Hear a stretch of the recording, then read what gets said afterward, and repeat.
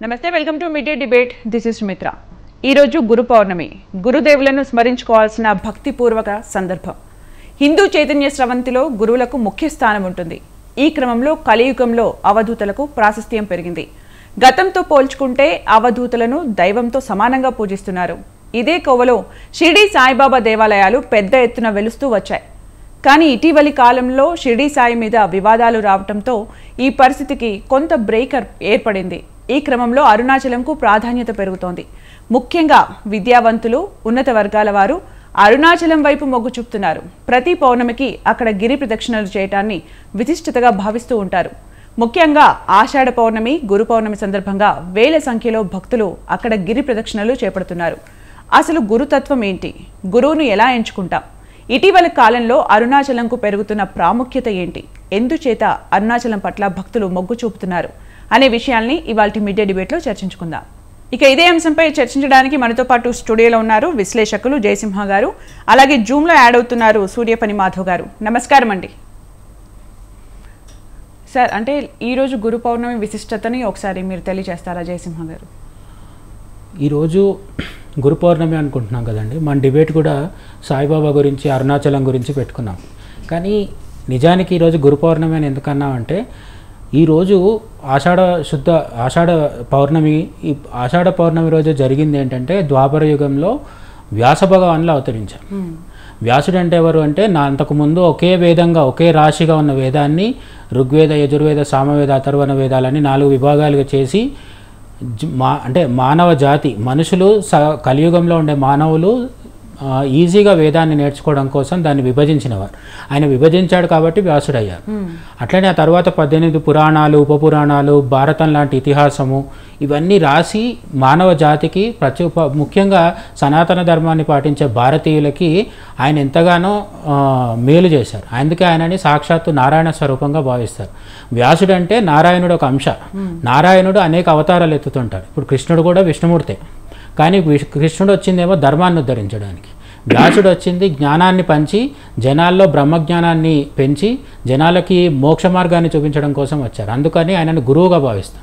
ఇటువంటి గురువులే దత్తాత్రేయ స్వామి, ఇంకా చాలామంది ఉంటారు. ఇప్పుడు మార్గశిర పౌర్ణమి నాడు, అంటే డిసెంబర్లో వచ్చే ఒక పౌర్ణమిని మనము మార్గశిర పౌర్ణమి అంటాము. ఆ రోజు దత్తాత్రేయుడు అవతరించాడు. ఆ రోజు కూడా గురు పౌర్ణమి. అయితే ఇప్పుడు జరిగింది ఏంటంటే, మనకు వ్యాసుడు గుడులు, అట్లానే తెలుగు రాష్ట్రాల్లో తీసుకుంటే దత్తాత్రేయ స్వామి గుళ్ళు కూడా చాలా తక్కువ ఉంటాయి. వ్యాసుడివి అయితే చాలా తక్కువ. బాసర్లో ఒక దగ్గర వ్యాసుడి విగ్రహం ఉంటుంది. ఇప్పుడు అందరూ వ్యాసుడి దర్శనం చేసుకోలేరు కదా. అందుకని ఏమైందంటే, గురువు పౌర్ణమి రోజు రాగానే ఎక్కువగా ఉండేది షిరిడి సాయిబాబా ఆలయాలు కాబట్టి ఆ సాయిబాబా ఆలయాలకు వెళ్ళడం అనేది ఒక అలవాటు అయిపోయింది. కొంతవరకు దాన్ని పురోహితులు కావచ్చు, జ్యోతిష్యులు కావచ్చు, లేకపోతే ఇతర గురువులు కావచ్చు, ఆధ్యాత్మికవేత్తలు కావచ్చు, వాళ్ళు కూడా ప్రచారం చేస్తూ వచ్చారు, సాయిబాబా గుడికి వెళ్ళండి అని చెప్తారు. కాబట్టి జనాలు ఏంటంటే, సామాన్య జనాలు పెద్దగా ఆలోచించట్లేదు, వెళ్ళిపోతున్నారు, సాయిబాబా గుడికి వెళ్ళిపోతున్నారు. సో అంటే ఆషాఢ పౌర్ణమి రోజు వచ్చే గురు పౌర్ణమి అనగానే సాయిబాబాకు సంబంధించిన పండుగ అని కూడా కొంతమంది అనుకుంటున్నారు. అయితే సాయిబాబాకు సంబంధించింది కాదని నేను చెప్పట్లేదు. సాయిబాబా కూడా గురువే. కాబట్టి మీరు ఆషాఢ పౌర్ణమి రోజు ఏ గురువునైనా, మన గురువుని, అంటే ఇప్పుడు శరీరంతో ఉన్న మన గురువులు ఉంటారు కదా, ఆ గురువుల్ని దర్శనం చేసుకొని వాళ్ళ ఆశీర్వాదం తీసుకోమని కూడా శాస్త్రం చెప్తుంది. వ్యాసుడు ఎవరు అంటే, వ్యాసుడు ఇప్పుడు లేరు కాబట్టి, వ్యాసుడు శరీరంతో మన ముందు ఉండరు, వ్యాసుడి గుళ్ళు ఎక్కువ ఉండవు కాబట్టి మన గురువునే వ్యాసుడిగా భావించి ఆశీర్వాదం తీసుకోవాలి. అదే కోవలో షిరిడి సాయిబాబాని దర్శించుకోవడం కూడా గత కొన్ని దశాబ్దాలుగా బాగా జరుగుతూ వచ్చింది. మీరు అన్నట్టు అంటే ఈ మధ్యకాలంలో అరుణాచలం వెళ్ళే వాళ్ళు ఎక్కువ అవుతున్నారు. అరుణాచలంలో ఉన్న రమణ మహర్షి కావచ్చు, అక్కడ ఉన్న శివుడు కావచ్చు, శివుడిని కూడా గురువుగా భావించే సంప్రదాయం మనది. శివాయ గురవే నమః అని చెప్తారు. కాబట్టి శివుడిని, విష్ణుమూర్తిని, అమ్మవారిని, ఆ లలితా సహస్రనామాల్లో గురుమండల రూపిణి అని, గురుస్వరూపిణి అని పేర్లు ఉన్నాయి. అంటే అమ్మవారిని కూడా గురువుగా భావిస్తాం. మనము ఎవరైనా సరే మనకు జ్ఞానాన్ని పంచి బ్రహ్మజ్ఞానాన్ని, శ్రీ విద్యని నేర్పించే వాళ్ళు ఎవరినైనా దేవుడు గురువుగా భావిస్తాము. ఆ గురువుల్ని భావించే వాళ్ళు ఎవరినైనా గురు పౌర్ణమి రోజు, అంటే ఈరోజు పూజించాలి, అర్చించాలి, వాళ్ళ ఆశీర్వాదం తీసుకోవాలి. ఓకే. అలాగే సూర్యపని మాధవ్ గారు, గిరి ప్రదక్షిణ చేయడం వల్ల ఇవాళ ఎలాంటి ప్రాశస్త్యం ఉంటుందండి? నమో భగవతే శ్రీరమణాయ. ఇప్పుడు అరుణాచలం అనేటువంటిది ఒక చాలా ప్రాశస్త్యమైనటువంటి శిఖరం. మన పురాణాల్లో దానిని సోణగిరి అని కూడా దానిని కీర్తించారు. భగవాన్ శ్రీ రమణ మహర్షి అరుణాచలం చేరడానికి ముందు నుంచే అరుణాచల శిఖరము జ్యోతిర్లింగమైనటువంటి ఆ అరుణగిరి అనేటువంటి దానికి గిరి ప్రదక్షిణం చేయడం అనేటువంటిది ఒక సనాతన ధర్మము, ఒక ఆచారముగా భక్తుల యొక్క విశ్వాసము, నమ్మకంతో అది కొనసాగుతూ ఉంది. అయితే ఈ గిరి ప్రదక్షిణని కనుక మనం చూసుకుంటే 14 కిలోమీటర్ల చతురస్ర వ్యాసం ఉన్నటువంటి ఈ గిరి సాక్షాత్తుగా శోణగిరి అని ఎందుకన్నారు అంటే, నేను ప్రాశస్త్యం అడిగారు కాబట్టి చెప్తున్నాను. ఆ గిరి శ్రీచక్రాకారంలో ఉంటుంది. అంటే అర్ధనారీశ్వర తత్వం, అట్లాగే ఇటు శ్రీచక్ర తత్వం కూడా ఉంటుంది గిరిలో. ఈ రెండు కూడా శివశక్త్యాత్మకమైనటువంటి స్వరూపము, గిరి రూపముగా వెలసినటువంటి జ్యోతిర్లింగ స్వరూపము, అర్ధనారీశ్వర తత్వముతో వెలసినటువంటి శ్రీచక్రాకారములో ఉన్నటువంటి ఈ గిరి పురాతన కాలం నుంచి కూడా మనకి అతి ప్రశస్తమైనటువంటిది, ప్రాశస్త్యమైనటువంటిది. అయితే అరుణగిరి అనేటువంటిది గురు స్వరూపము కూడా. ఇందాక వారు చెప్పినట్లుగా శివుడు మనకి గురు స్వరూపము. మనకు ఈ ఈశ్వరో గురురాత్మేతి అనేటువంటి వైదిక వాక్యమే ఇక్కడ ప్రమాణము. ఈశ్వరుడైనా గురువు అయినా ఆత్మ అన్నా కూడా ఒక్కటే స్వరూపం అని ఆ అభేద దృష్టిని మనం పొందడానికి మనం ప్రయత్నిస్తూ ఉంటాం. అయితే ఈ గిరి ప్రదక్షిణ అనేటువంటిది అంత విశిష్టమైనది. అంటే ఈశ్వరో గురురాత్మేతి అనేటువంటి అభేద స్థితిని ప్రసాదించగలిగేటువంటి అద్భుతమైనటువంటి ఈ ఆచారము గిరి ప్రదక్షిణ.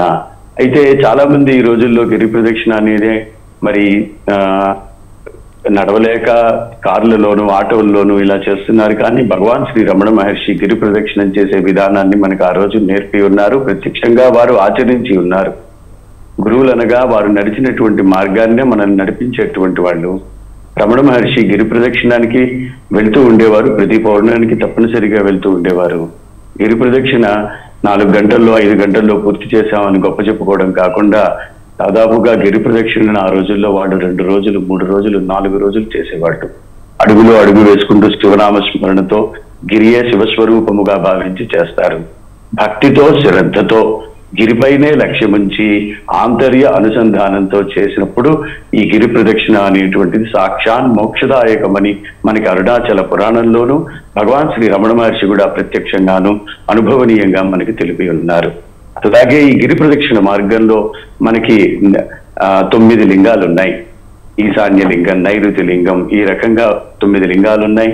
అలాగే విశిష్టమైనటువంటి తపోక్షేత్రాలు ఉన్నాయి. అంటే ఆ పూర్వకాలంలో ఉన్నటువంటి సిద్ధ పురుషులు తపస్సు చేసుకున్నటువంటి ఆది అన్నామలై లాంటి అద్భుతమైనటువంటి తపోక్షేత్రాలు ఉన్నాయి. కాబట్టి వీటినన్నింటినీ దర్శించుకుంటూ ఈ గిరి ప్రదక్షిణ చేయడం అనేటువంటిది ఎప్పటి నుంచో కొనసాగుతూ వస్తున్నటువంటి ఆచారం.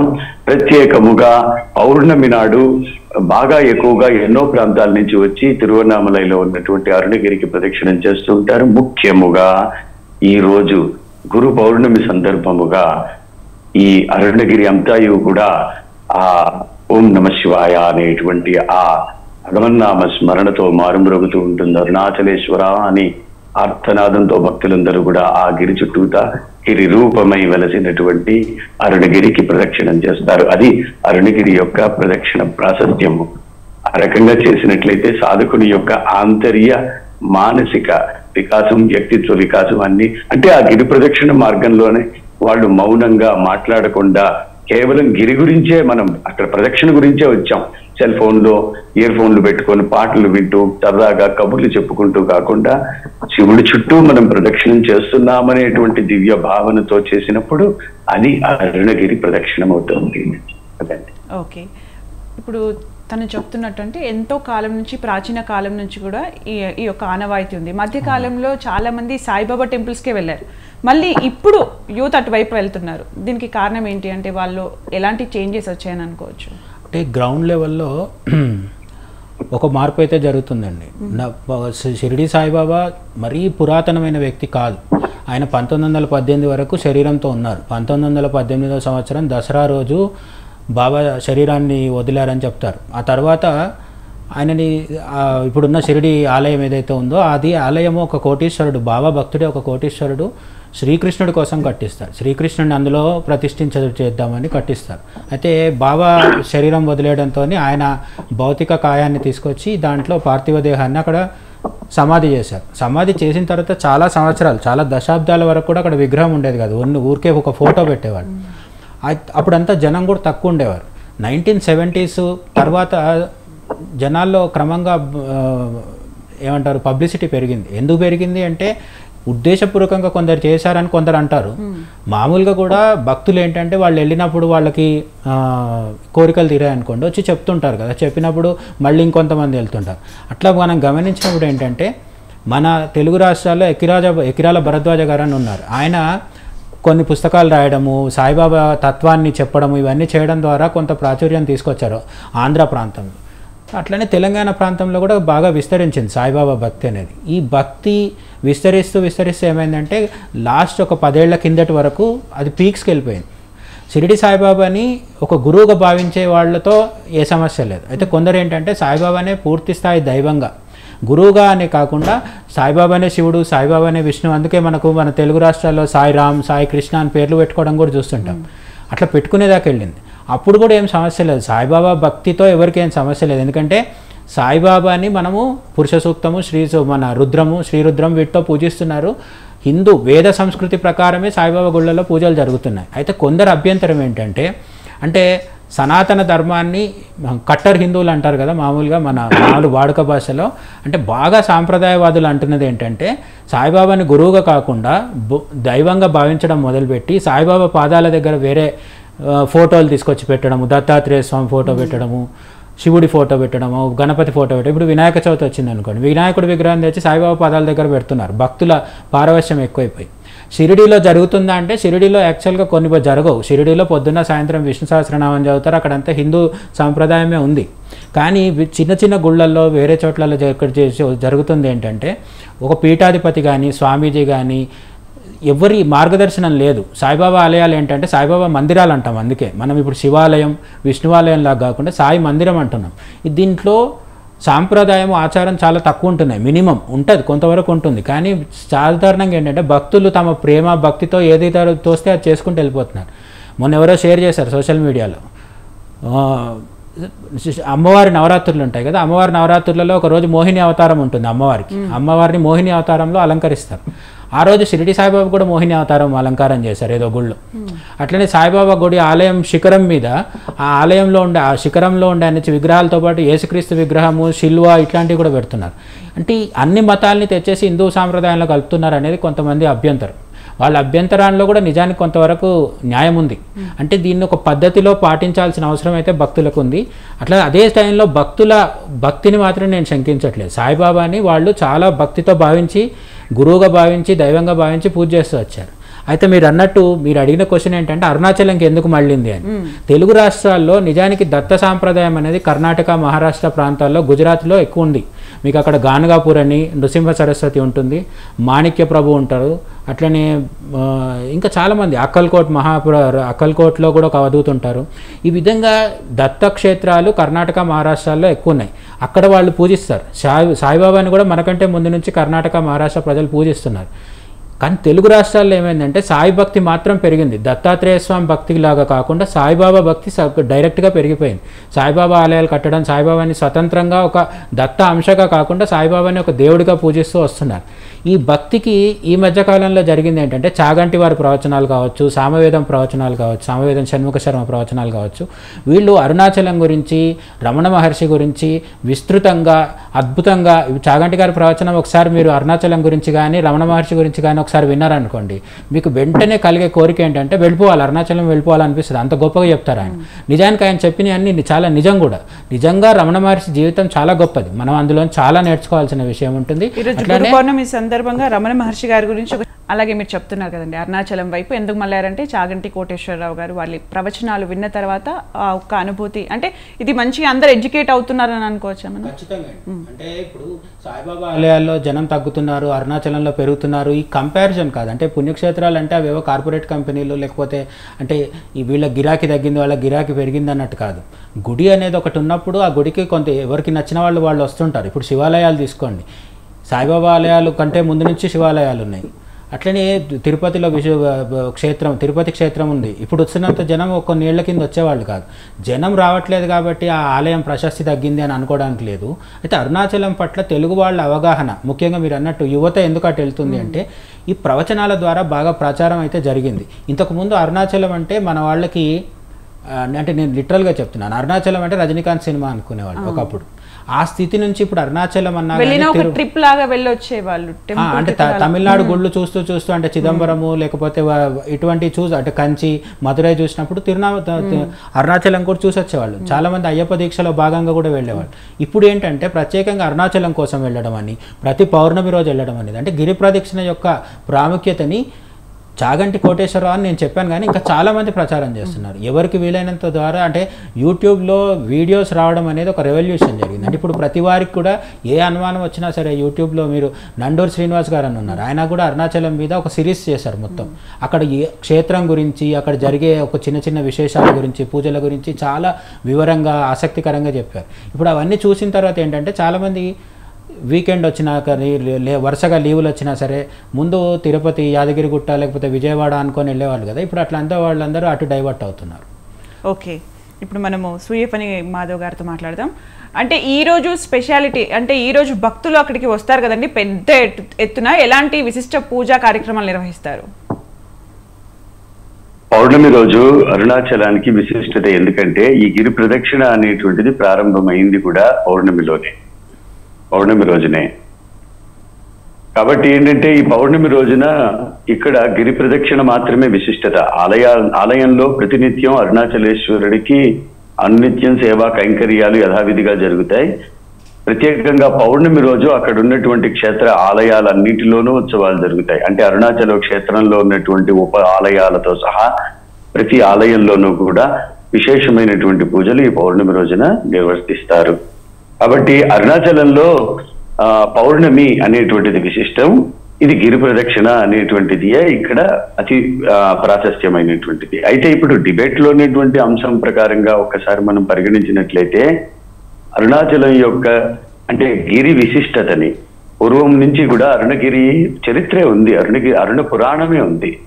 అప్పటి నుంచి ఉన్నప్పటికీ కూడా అరుణగిరి గురించి ఆంధ్ర రాష్ట్రంలో కానీ తెలంగాణ రాష్ట్రంలో కానీ ఉమ్మడి తెలుగు రాష్ట్రాల్లో అంతకుముందు అంత ఎక్కువగా తెలియలేదు. అందుకు కారణం ఏంటంటే అవన్నీ తమిళంలోనే రచింపబడ్డాయి. జ్ఞాన సంబంధ ఇటువంటి వాళ్ళందరూ కూడా ఎన్నో అద్భుతమైనటువంటి కీర్తనలు అరుణాచలం మీద రచించి ఉన్నారు. మనకి ఎట్లాగైతే అన్నమయ్య, త్యాగరాజు ఉన్నారో ఆ రకంగా. కాకపోతే మన వైపు అవి రాలా, ఎందుకంటే అవి తమిళంలో ఉన్నాయి, శుద్ధ తమిళంలో. తర్వాత నిదానంగా భగవాన్ శ్రీ రమణ మహర్షి ఎప్పుడైతే అరుణగిరిని తన యొక్క ఆవాసంగా ఏర్పరచుకున్నారో అప్పుడు కూడా తెలియలేదు. కానీ కావ్యకంఠ వాసిష్ఠ శ్రీ గణపతి ముని అని మన తెలుగువాడు ఆంధ్ర రాష్ట్రం విజయనగరం కలువరాయి నుంచి అద్భుతమైనటువంటి తపస్సు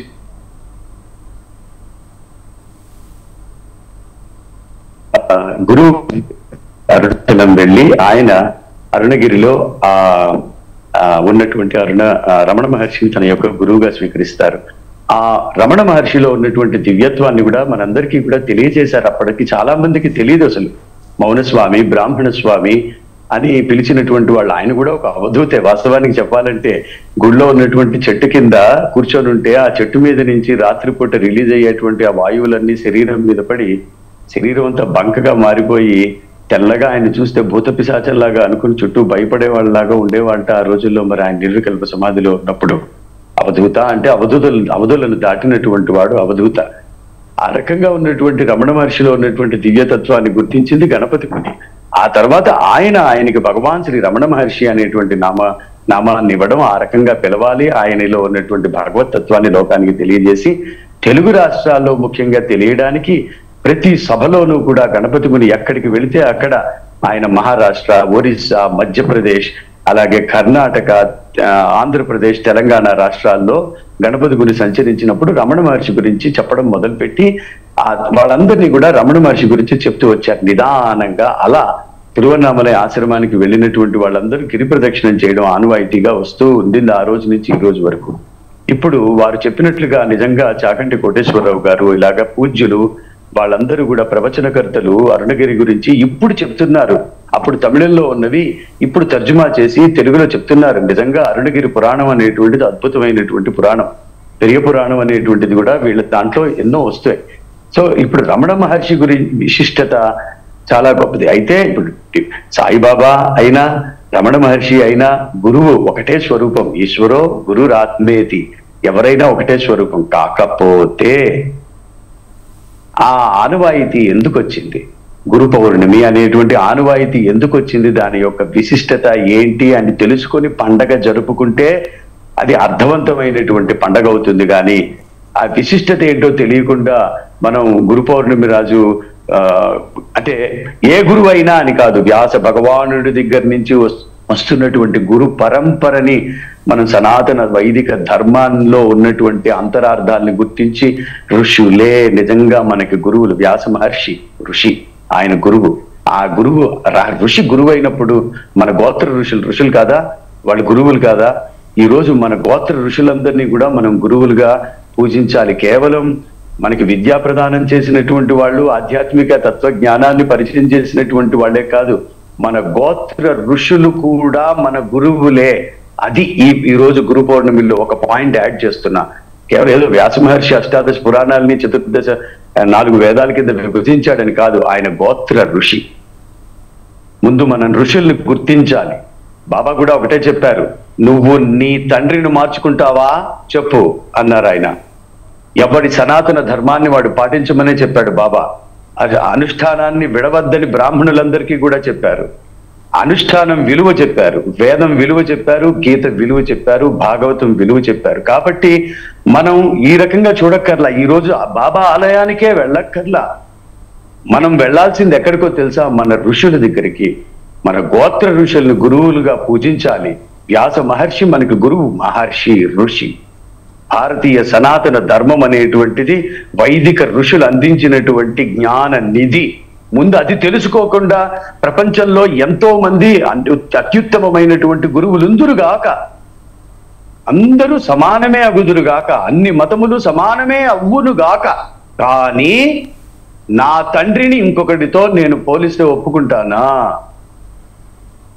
కాబట్టి ముందు మన ఋషి, మన సనాతన ధర్మం, మన వైదిక విధానం ఏం నేర్పిందో దాన్ని చూసి పక్కవాళ్ళని కూడా మనం ప్రశంసిద్దాం, పొగుడుదాం, అనుసరిద్దాం, మంచిని తీసుకుందాం. కానీ వ్యాస పౌర్ణమి, గురు పౌర్ణమి, దత్త పౌర్ణమి, ఈ పౌర్ణములన్నీ కూడా వైదిక పౌర్ణమికి వేదకాలం నుంచి ఒక విశిష్టత ఉంది. ఈ రోజు విశేషమైన యజ్ఞాలు చేస్తారు. ఈ రోజు అసలు అద్భుతమైనటువంటి శక్తి లోకాన్ని, ప్రతి పౌర్ణమికి లోకానికి ఒక అద్భుతమైనటువంటి శక్తి లభిస్తుంది. కాబట్టే పౌర్ణమి నియమం ఉంటుంది. కాబట్టి సబ్జెక్ట్ ఏంటంటే అరుణగిరి ప్రాశస్త్యం ఎందుకు పెరుగుతోంది? ఇది ఒక అద్భుతమైన పరిణామం. సనాతన ధర్మం మీద అవగాహన పెరుగుతోంది. ఇటువంటి ప్రవచనకర్తలు మాట్లాడడం వలన, తెలియజేయడం వలన ఇంకా తెలియాలి. ఇట్లాంటి ఎన్నో అద్భుతమైనటువంటి గుప్త క్షేత్రాలు మన భారతదేశంలో ఉన్నాయి. మన ఋషులు అప్పుడు అంత ప్రసాదించారు, మా తాతలు నేతులు తాగారు, మా మూతులు వాసన చూడండి అనకుండా మన ఋషులు నడిచిన బాటను మనం నడవాలి. ఆయా రోజులకు, తిథి, వార, నక్షత్రాలకి ఆయా విశిష్టతలన్నింటినీ మనం తెలుసుకొని ఆచరించాలి. ఎవడు పుట్టినరోజో తెలియకుండా పార్టీకి వెళ్ళి తినొచ్చేసినట్టు కాకుండా ఈ రోజు ఎవరిది ఆ వ్యక్తి పూజింపబడాలి. మూల పురుషుడు. మీ పెళ్లి రోజు అయితే పక్క వాళ్ళు ఎవరో వచ్చి మీకు గ్రీట్ చేయకుండా తినెళ్ళిపోతే మీరు ఎలా ఫీల్ అవుతారు? అలాగే వ్యాస పౌర్ణమి అన్నప్పుడు ఆ గురువుని కీర్తించిన తర్వాత అందరినీ ఆయనతో సమానంగా మనం చూడాలి. అప్పుడు అదే. ఓకే జయసింహ గారు, అంటే కలియుగంలో అవధూతలను దైవంగా భావించేస్తున్నారు. అంటే మధ్యలో ఒక కన్ఫ్యూజన్, ఒక స్టేట్ ఆఫ్ అంటే కాలంలో ఇప్పుడు అంత క్లియర్గా లేరు. పౌర్ణమి వచ్చింది, టెంపుల్కి వెళ్దాం, మొక్కుకుందాం, వచ్చేద్దాం. ఈ కన్ఫ్యూజన్ ఎక్కడ వచ్చింది, ఎప్పుడు స్టార్ట్ అయింది, దాని నుంచి ఒక చిన్న క్లారిటీ ఇస్తారా? అంటే ప్రపంచంలో ఇంకే దేశానికి జరిగిన ఒక విషాదకరమైన పరిణామం మన దేశంలో జరిగింది. అంటే ఇప్పుడు ఆఫ్రికా దేశాల్లో కూడా ఒకప్పుడు పిరమిడ్స్ కట్టి విగ్రహారాధన చేసేవాళ్ళు. ఇప్పుడు ఆ విగ్రహారాధన లేదు. అక్కడంతా ఇస్లాం, క్రిస్టియానిటీ మతాలే ఉన్నాయి.